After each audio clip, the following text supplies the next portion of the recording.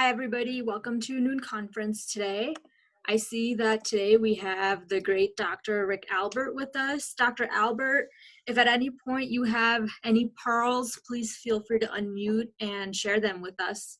But otherwise, our main participation method today will be poll EV. So if everybody that's logging on could join, I would love some participation. So let's get started. We have another basics conference. I'm hoping to build upon some more illness scripts for you guys. So we'll walk through that today.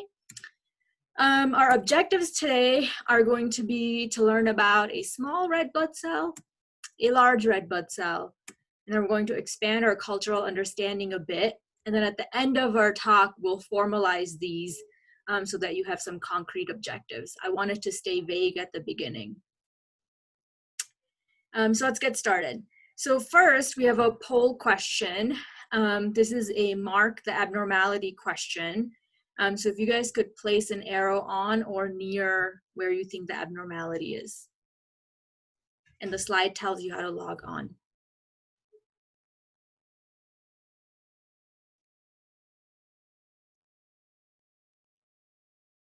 Great, I see one marker there already.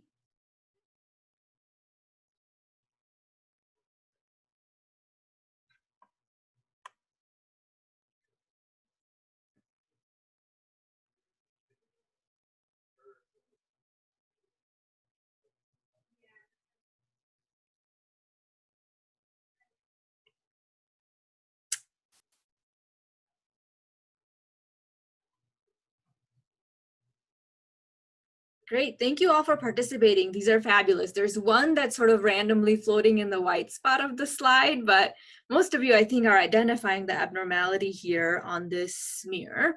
And so let's see what we're looking at. So here, the abnormalities I have circled for you. And if you guys remember, these are called rouleau formations, the stacking of the red blood cells. And they look like sort of coins stacked on top of each other. And on this slide, frankly, there's tons of rouleau all over the place, barely a single cell by itself. So why am I talking about rouleau today? So this sort of has to do with our ESR test that we get quite often in patients. So if you remember that ESR is reported in millimeters per hour. So essentially what they do is they'll take a patient's blood sample, they'll run it through these marked tubes and then see how far the RBCs settle out in an hour. And so it essentially works by in vitro rouleau formation.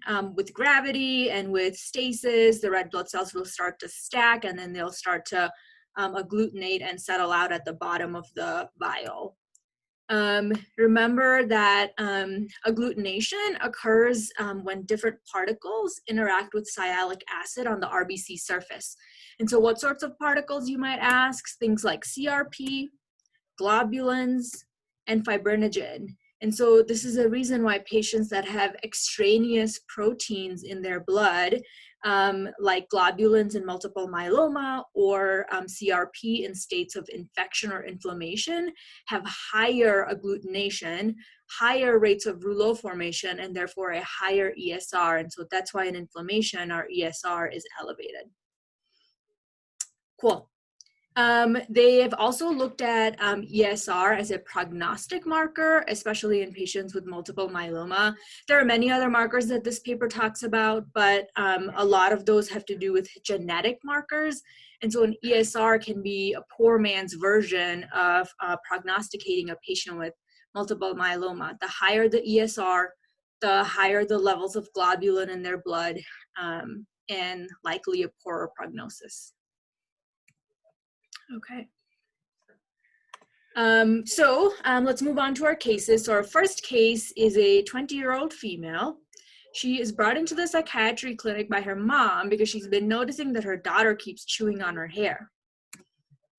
Otherwise, she has a history of Crohn's disease, and she attends community college, but she lives at home. So, what do you guys think is the diagnosis?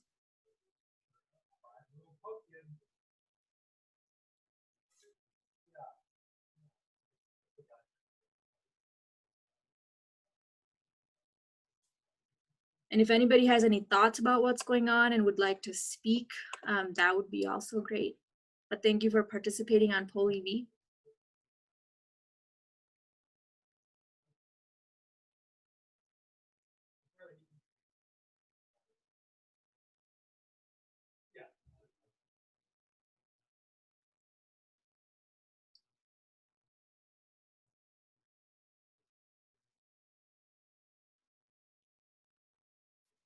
Okay, looks like our answers have stabilized. And so I saw a couple different things pop up and then go back down. So in talking about what's going on with this young girl, the last three are sort of the ones that people could think about. Remember that trichotillomania is the condition in which patients pull their hair out.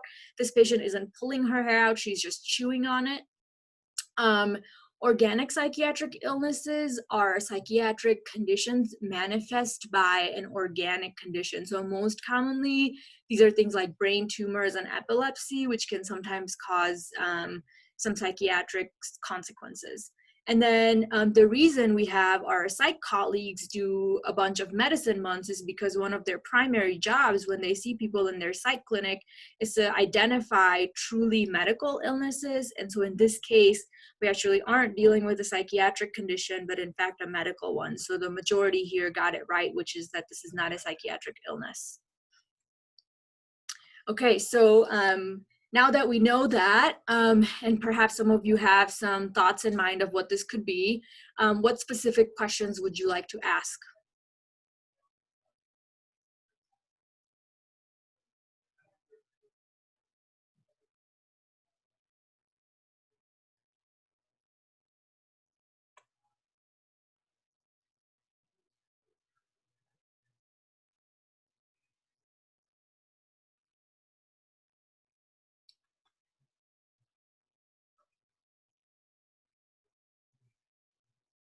"20-year-old woman who's chewing on her hair."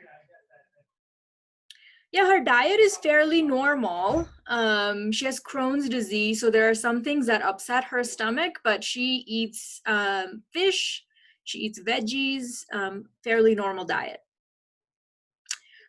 You're curious about iron deficiency. Great. So asking about her menses, she does not have heavy menstrual cycles. In fact, she's on OCPs, and so she sometimes just skips her periods. How well has her Crohn's been controlled? So she actually, when she started college, she was in good remission, and so she decided to stop her immunosuppressive medications. Lately, she does feel like she's having more abdominal cramping and some diarrhea. Could still have iron malabsorption. Is this pica? Yeah, right. So now that we're thinking about a person with Crohn's who's chewing on hair, sounds like it could be pica, which is that syndrome of craving sort of odd, crunchy foods. Lots of people with pica will chew on their hair, will chew on ice cubes. Sometimes they eat things like dirt, wood chips, etc. So yeah, good. So I think you guys picked up on where we're going with this case, which is that this patient is a young woman. So you guys appropriately asked about menses, and then she has Crohn's disease. So asking about how well controlled her symptoms are was great. And then you identified whether this is pica, which it is. Great. So here's her exam. She has normal vital signs. She's thin. She has pallor, a systolic murmur, and no petechiae or purpura. And so when I give my exams, like I said, I want my cases to build upon an illness script. And so I try not to trick people. And so this is an exam that is quite common for patients that have anemia. And then the more significant the anemia, the higher the rates of pallor, skin pallor, and sometimes patients can also have flow ejection murmurs, like this patient has. And as long as they're systolic and low grade, it's likely due to their anemia. And then remembering that when you're concerned about bleeding or anemia, just to check, do a skin check to make sure there are no petechiae that may correspond to a platelet problem. All right, so what's your differential and what tests do you want? think we already heard one last time. You want a CBC? Yep.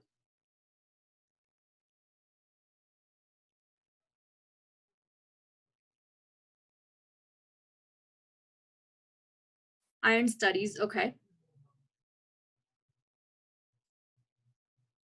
Ferritin, CBC, and smear if abnormal, okay.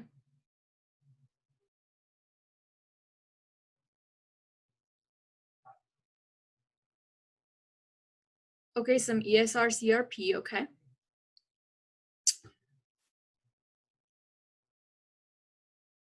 Would anybody care to be precise with what kind of CBC they want?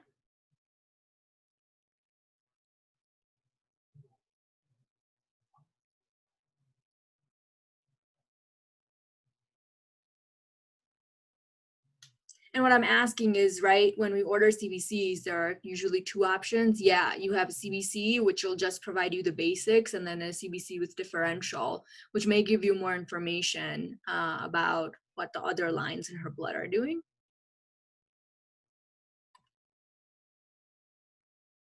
Great, so I think this is a good start. If you guys have any other tests that you think of, put that in the chat. Oh, let's see, somebody's chatting us already. Dr. Albert, thank you. Dr. Albert says, anyone want a matic count, which I think he meant retic count, which is fabulous. We're actually going to go into that. So I just gave you a BMP and a CMP for her, which is normal. Her CBC notably has anemia with a hemoglobin of 8.6. And then here are the rest of the labs you want. So at first I started you out with just an MCV, which is 74, and an RDW that's normal.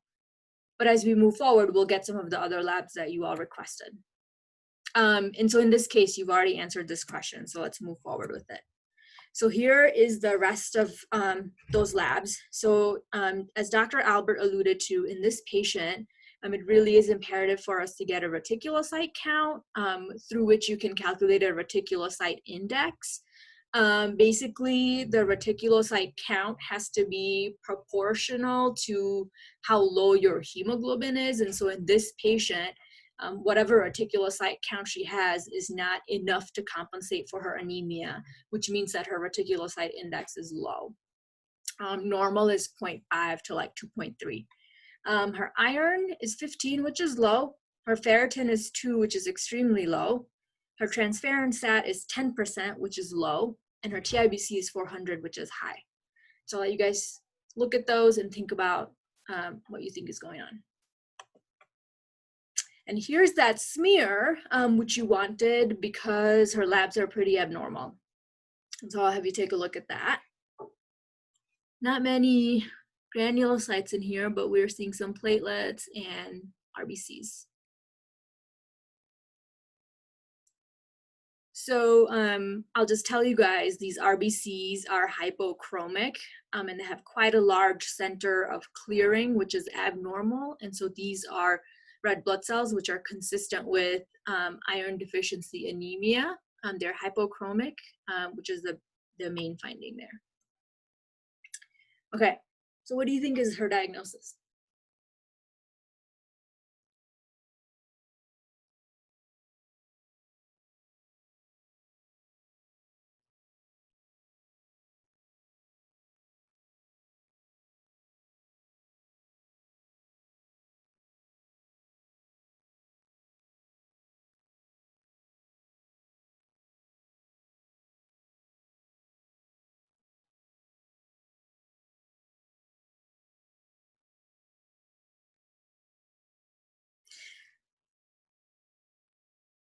Good, okay, again, so I think some people were wondering whether this is both an anemia of chronic disease and an iron deficiency anemia.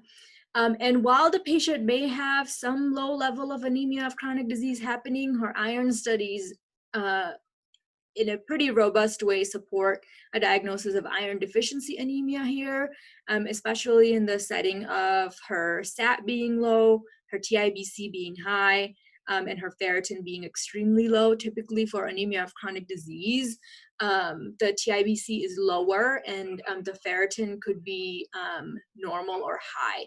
It wouldn't be as low as 2 in this patient. And so this is a singular diagnosis of iron deficiency anemia, but I agree she may have some level of chronic disease in the background because of her Crohn's. Okay, so we're gonna, we're talking about anemic patients today, and that'll be our second case as well. But remember that when you have an anemic patient, you really should get a reticulocyte count as one of your first labs, and that can help you determine which route to go down. For patients that have high reticulocyte counts, they can still have, say, iron deficiency or B12 or folate deficiency, but that would be very, very early in the stage where you're still able to produce reticulocyte count. But later in those illnesses, the retic count goes low or normal. So if it's high, you're dealing with a more acute process. One of two things: you're either bleeding or you have some of these other conditions where you have higher red blood cell turnover. Hemolysis being the one condition that we see most commonly. Danny and Corey did a really great TTP talk, and that's on our YouTube channel. If you guys want to check out that talk, they go through schistocytes and how to diagnose that significant condition. Today, though, we're going to focus on the right side here. The retic count for our patient was low. You look at the peripheral smear, which may help, but in her, the labs also told us the diagnosis, which was a microcytic anemia, significant for iron deficiency. We're not going to talk about that side today. Okay, so how do you want to treat this patient?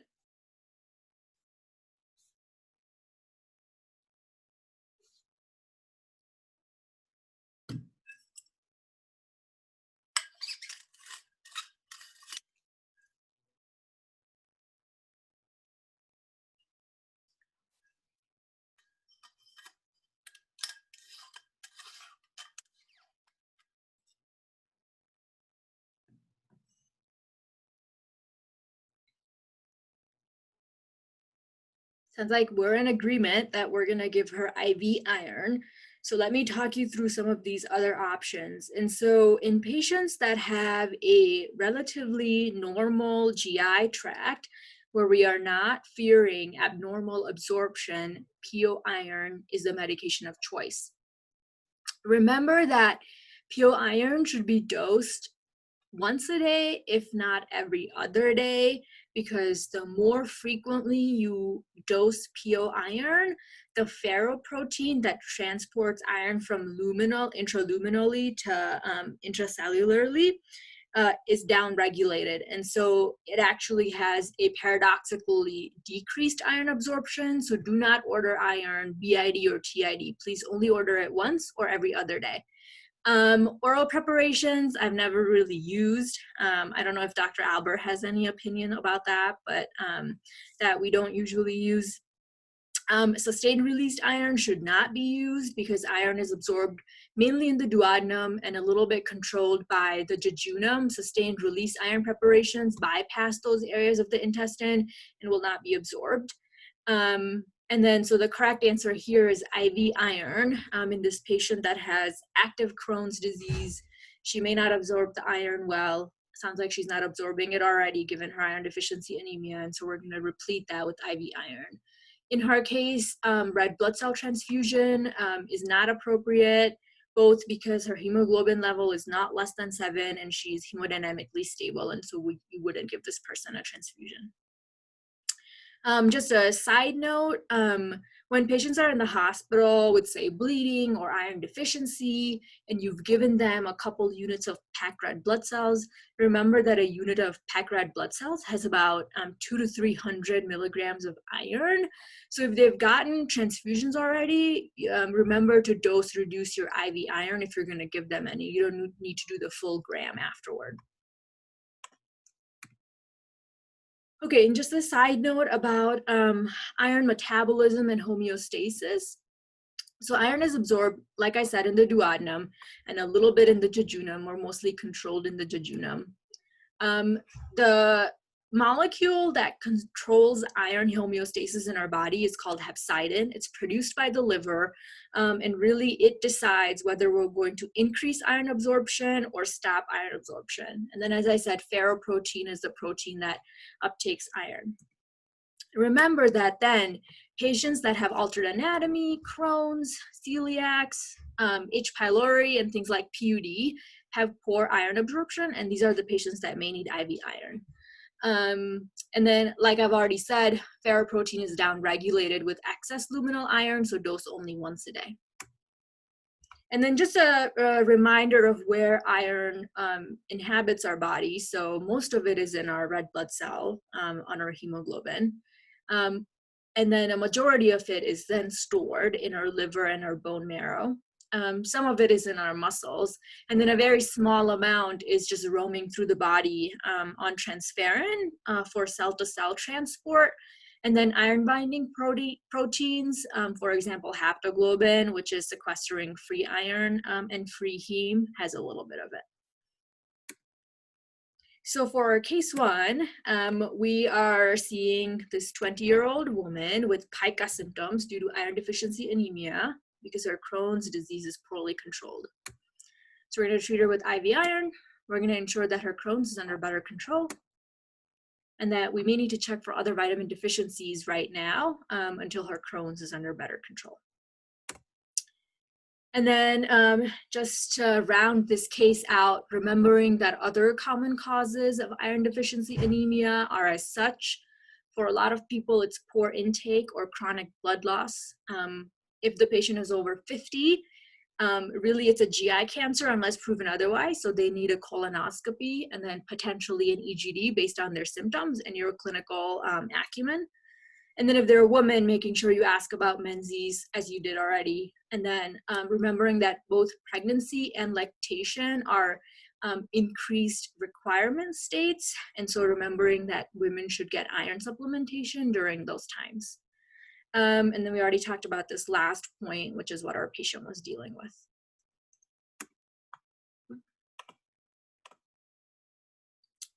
Miranda asks, considering the iron ferritin TIBC lab suggesting iron deficiency, what was the advantage of getting a reticulocyte count? Seems even if acute blood loss led to low iron, ferritin should take a while to decrease. Yeah, Miranda, really, I give you all those labs all at once. Some people may have gotten a reticulocyte count first with the CBC to see if that led them in a different way. You're right, in these iron deficiency patients, it's probably the least helpful. It's more helpful if you are wondering whether she at the same time has hemolysis or other deficiencies. So it's something that I have started getting sort of very early on to decide what the bone marrow is doing. It's really a measure of making sure that you're not concerned about bone marrow abnormalities. Okay, so we have our first awkward transition to move into our second case. And the reason I put up this picture of yellow fireworks is because iron is the molecule that makes fireworks yellow. Okay. Sorry, that was a missed slide. Okay, case 2. Case 2 is an 81-year-old man who is evaluated for increasing fatigue. He has no other symptoms to report. He has diabetes and hypertension and taking metformin and lisinopril, and he doesn't drink or smoke. So I'm going to give you a little bit more information for him because fatigue is a really big complaint and incorporates a lot of different things, and we're going to sort of hone in on stuff here. So his exam is going to look very familiar. It's exactly the same as our last patient's. And so again, with his exam, now you're more concerned that this patient has anemia. And here are his labs. They look a little bit different. His CMP is fairly normal, but his CBC now has leukopenia, anemia, and thrombocytopenia. So he has pancytopenia. And here are his MCV and RDW. So based on this information, What test do you guys want now?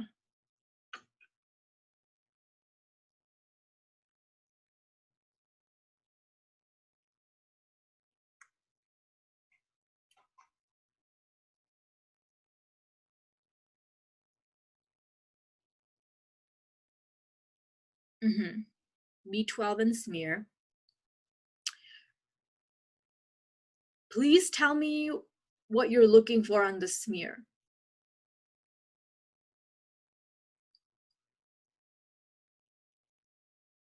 These are some great answers. Very impressive. SPEP, UPEP, I'm guessing, was to look for multiple myeloma.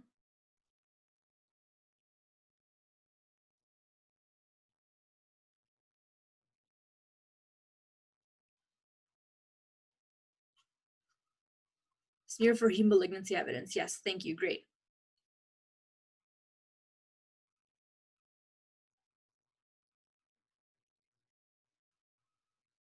Well, I won't belabor this too much because I think you guys have already asked for the things that I'm going to offer up on the next slide. And again, as Dr. Albert already mentioned, remember to get a reticulocyte count for this patient as well. Okay, let's see, there's a chat. Let me read that for you guys. Hypersegmented polys. Yeah, Dr. Albert is looking for hypersegmented PMNs. He is too good, y'all. We'll talk about that.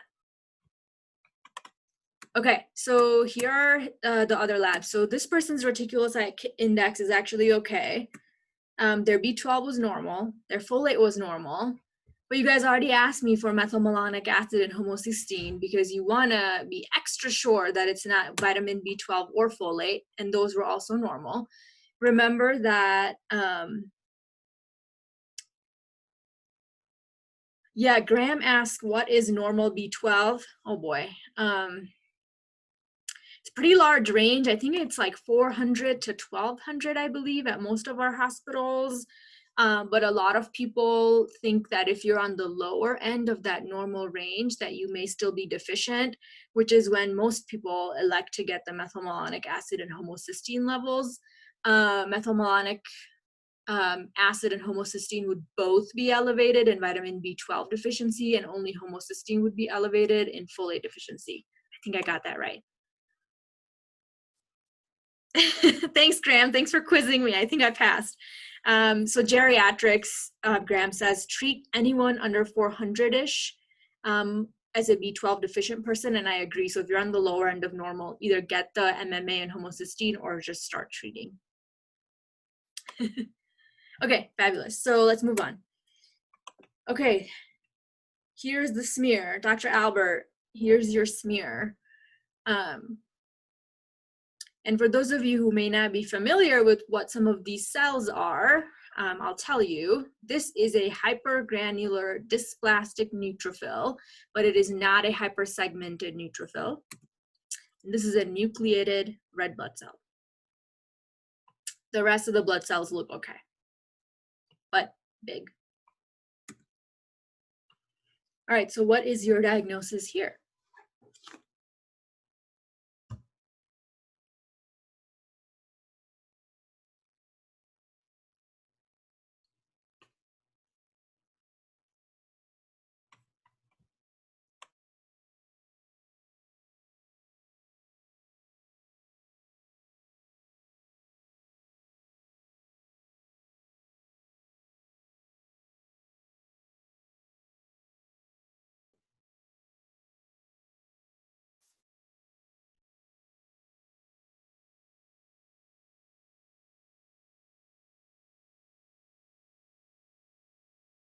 There seems to be some disagreement, so I'll wait just a little bit.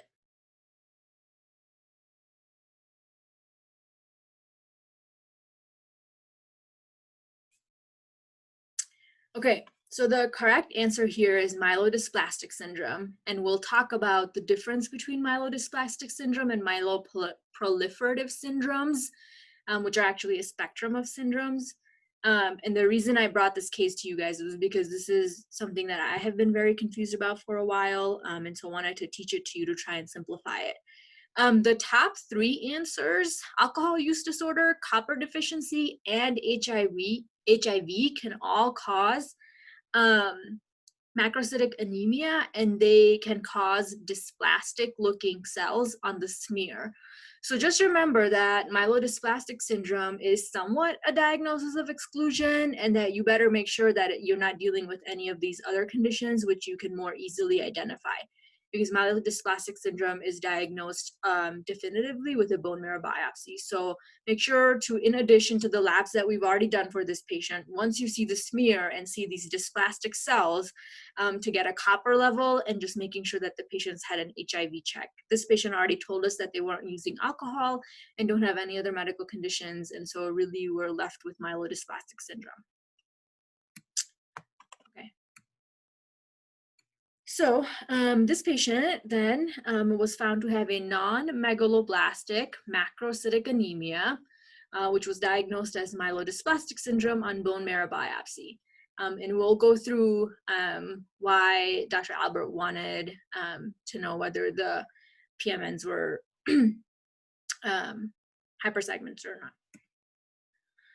Remember that for myelodysplastic syndromes, the prognosis depends on what percentage of blasts are present in your bone marrow, the cytogenetic tests on the biopsy, and then the level of cytopenia you have. The better these numbers are, median survival is about 9 years. The worse these numbers are, and specifically dependent on cytogenetics, some mutations really have a low life expectancy of about a year. So it's pretty wide span. Making sure you connect these patients with hematology and doing cytogenetics to see what their prognosis may be. You're going to continue to monitor their cell lines. And then the only cure here is an allogeneic stem cell transplant, which is usually too toxic in our older adults. And that's a population that myelodysplastic syndrome occurs in. And so usually the patients don't receive the transplant. So now, remember, we're still on the right side of this chart. This patient's rotate count happened to be normal. Their smear helped us a little bit, and we ended up in this macrocytotic range with these conditions. And so let's see how to differentiate them. So essentially, you're going to differentiate them by looking at what the neutrophils look like on your smear. And so megaloblastic macrocytic anemia usually has hypersegmented neutrophils, and that happens with folate deficiency and B12 deficiency. Remember that B12 is stored in the liver and has quite large stores, and so you have to either be not eating any B12 or have something like pernicious anemia where you can't absorb B12 to have B12 deficiency. Folate deficiency is much easier to acquire and results quite often with a poor diet, and so folate deficiency is common. And so if you have dysplastic or normal looking neutrophils, then you're in a non-megaloblastic anemia. And so macrocytic anemia in this class happens from alcohol use or liver disease, drugs like methotrexate and others, copper deficiency, hypothyroidism, and then this middle category, which is sort of more related to your bone marrow, and myelodysplastic syndrome fits in there. And so then just a last word about the difference between myelodysplastic versus myeloproliferative syndromes. Myelodysplastic syndromes, Graham says he's read that getting folate levels is sort of useless due to inconsistencies in lab testing. Do you get that, or just empirically feed people? Yeah, Graham, you know, I think that when you note that macrocytic anemia, you're probably going to get other tests like a B12. If the folate happens to be normal, and if you're bypassing the MMA and the homocysteine levels, you might as well just assume they probably have a folate and put them on folate supplementation. But I agree with you. I think there's really little harm in feeding the person better or giving them folate supplementation anyway when you know that they have a macrocytic anemia. A lot of these patients have concomitant alcohol use disorder or liver disease like cirrhosis, and so making sure that they're eating a healthy diet is always important.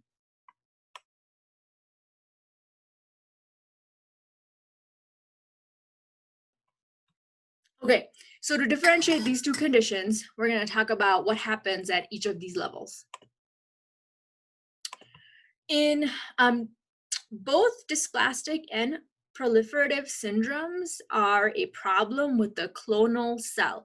So remember that all of our blood cells, meaning red blood cells, white blood cells, and platelets, come from one hematopoietic progenitor cell, which is called a clonal cell or a stem cell.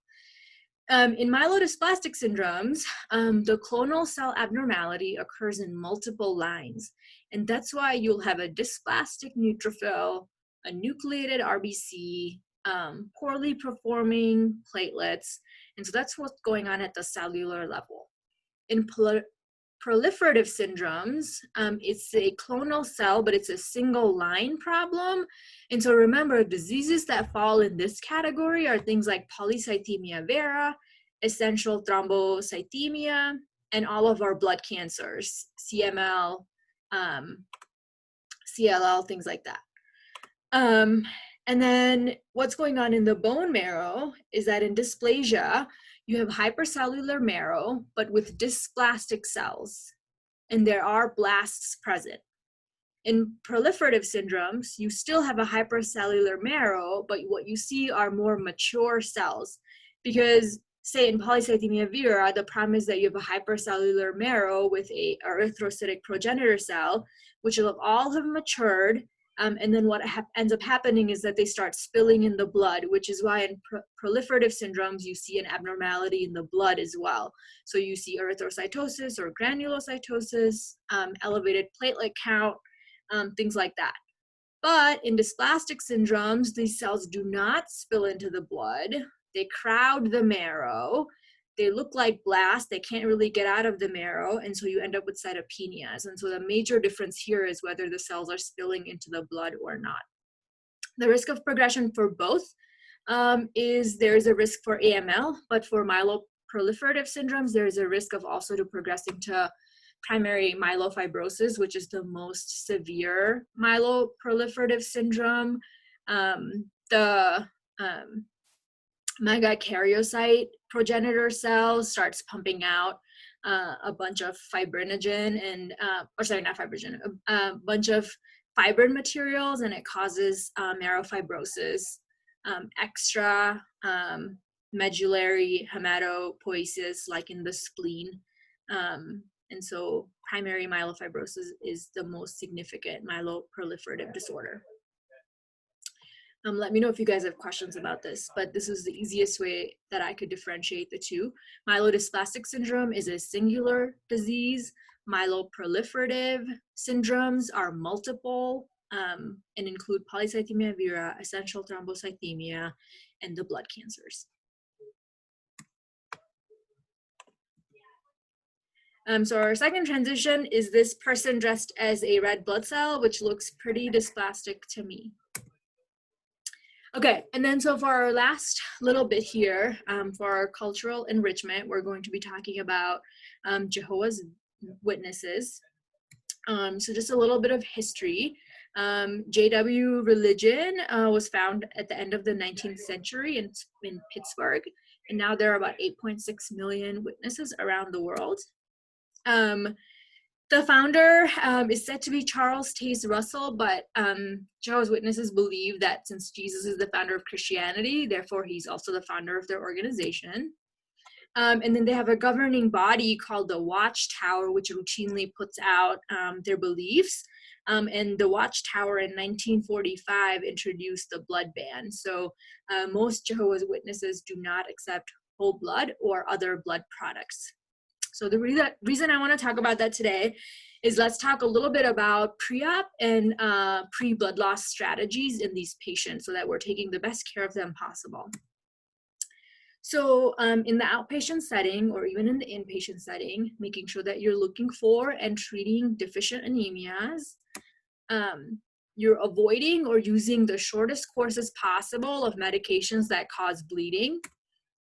And then you're having very early goals of care discussions with these patients, as well as forming advanced directives, because the worst thing and an ethical dilemma that we face is when a Jehovah's Witness comes in, say, incapacitated or unconscious. They need blood and you're not quite sure what to do. Their family says they won't accept it, but as your duty as a physician is to take the best care of the patient. And so if they don't have these advanced directives in place, it can cause a lot of confusion. So a couple of strategies that our surgeons use in the operative setting is this thing called an acute normal volemic hemodilution. And so essentially what they do is they collect the patient's blood, and at the same time, they give them volume expanders to cause normal volemia. And then during the surgery or post-op, then you can re-infuse the collected blood after the patient loses their blood in the surgery. A lot of Jehovah's Witnesses will not accept this blood back unless it remains in continuous circuit with their body, which is sort of what this diagram is trying to show. A better method that may be more acceptable is called cell saver. You may have heard that terminology in surgeries. Essentially what they do is any blood that's suctioned or collected during the surgery is then sent to a collection chamber. It goes through a salvage machine and then it is re-pumped back into the patient. In this case, there truly can be a continuous circuit, and so the patients are more likely to accept this method for anemias related to surgery. Some other strategies that have been used or can be considered are autologous transfusions, but they are usually not accepted unless they're in a continuous circuit. Hypotensive anesthesia, so deliberately causing hypotension to reduce blood loss. Deliberate hypothermia, because lower body temperatures result in lower metabolic demand and therefore lower need for oxygen, for hemoglobin delivery to the blood or to the tissue. Hannah asks what options are used at University VADH, if any. Hannah, I don't know the answer to that question. I think those strategies are really more intra-op strategies. I think for us, I have unfortunately seen a couple of poor outcomes when patients haven't accepted blood and continue to bleed. So I'm not sure what options are available. Dr. Albert may know, since he works more in the intensive care setting. But I'm not sure what strategies are available for medicine patients. And then you can use antifibrinolytics like tranexamic acid to avoid bleeding that way.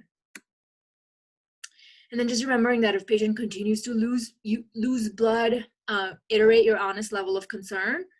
Sometimes patients do go against their belief and accept blood products. And then if they do accept blood products, then make sure that each and every time you need to give them blood products that you re-consent the patient, because they may change their mind. Dr. Albert doesn't know either. Yeah, Hannah, sorry, not sure what the strategies are available for medicine patients. Okay, so just to sort of formalize our objectives, that today we talked about iron deficiency anemia and when to use IV iron.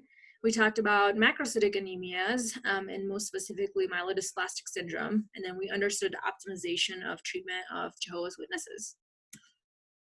So for self-directed learning today, I wanted to have you guys look into how patients with sickle cell, hereditary spherocytosis, and thalassemias present, and I've given you smears for those, which I think are quite beautiful. Dr. Albert says you can always try to increase cardiac output so as to increase delivery when content is low. Yeah, this idea of giving the patient more fluids.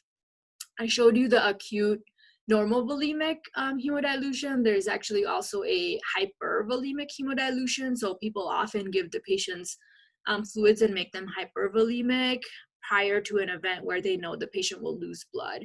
So ultimately you can try and increase cardiac output. I was reading about synthetic heme, Materials, unfortunately, these synthetic hemes are not FDA approved and remain in phase 3 trial. But that is something to consider, is whether we can give the patient synthetic heme, which is not a blood product.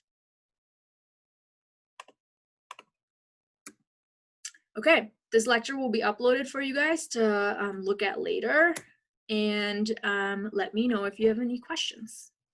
Thank you for participating.